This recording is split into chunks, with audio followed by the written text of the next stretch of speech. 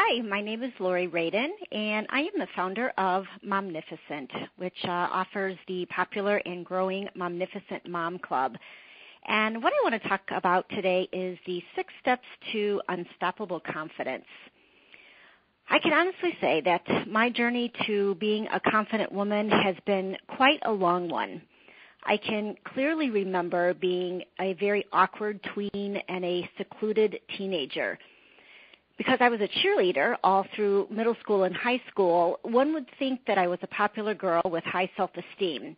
But internally, I did not feel that way at all. I'll never forget a defining moment that I had in high school.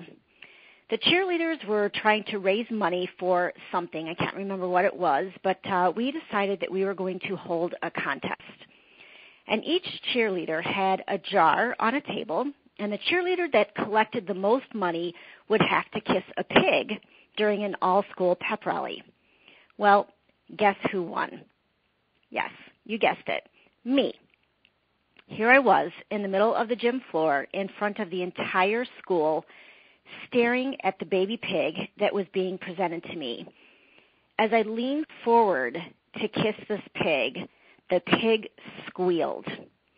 And because that squeal startled me, I jumped back and I went, ah!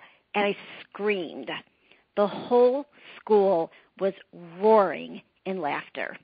With all of the dignity that I could muster, I quickly kissed the pig and walked off the gym floor feeling completely humiliated. At that moment, I was convinced that the entire school hated me. I mean, if you think about it, why else would they pick me to laugh hysterically at? Most of you can probably remember awkward moments in middle school or high school that didn't exactly make you feel on top of the world. Whether you came out of your teen years with your self-esteem intact or not, no doubt you were probably challenged once again when you became a mother. There are so many women that talk about how self-sufficient, organized, fit, successful, carefree, creative, and sexy they were before they became moms. And we could probably use a whole bunch of other adjectives to describe our pre-motherhood days. We want to be moms, but we are often disillusioned about how difficult motherhood really is. I can remember coming home from work when my son Kai was just under a year old. I would come through the door and sit him on the floor. All I wanted to do after commuting an hour home was to get my coat off and go to the bathroom. He would start crying, pulling on my legs to pick him up as I tried to get down the hallway to the bathroom.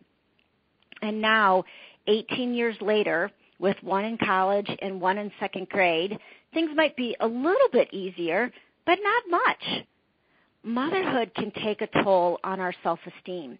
Each new phase of motherhood is a time of transition where we have to figure out how everything works.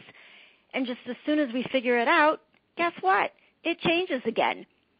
We go through periods where we doubt our decisions, we regret the choices that we make, or we wish that we had all of the answers. Like, where is that manual that came with this baby? And this quest for answers opens up a whole other can of worms. Our friends tell us how to be a good mom. Our mother and our mother-in-law share their age-old wisdom.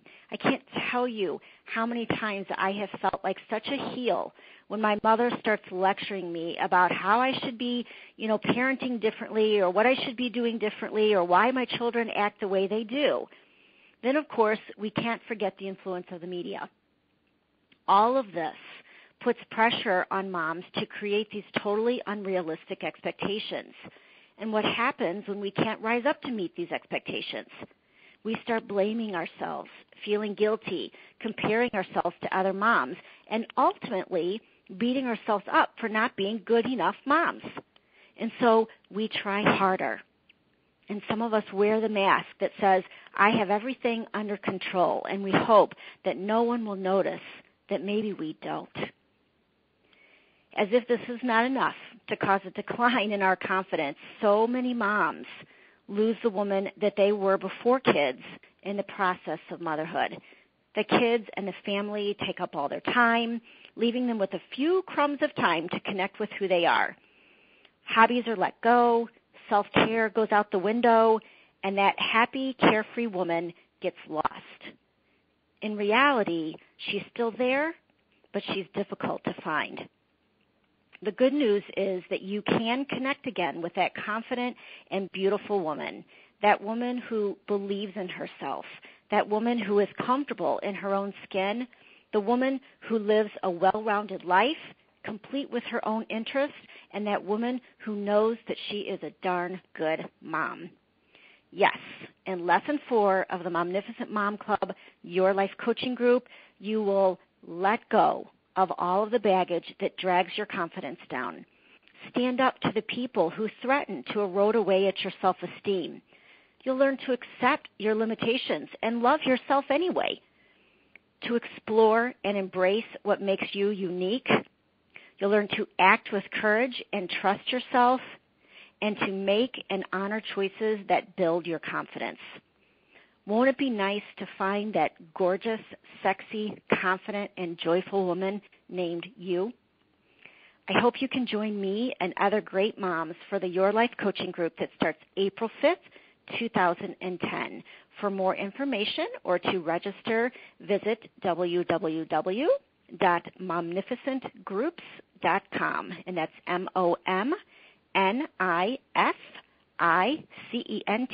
groups.com.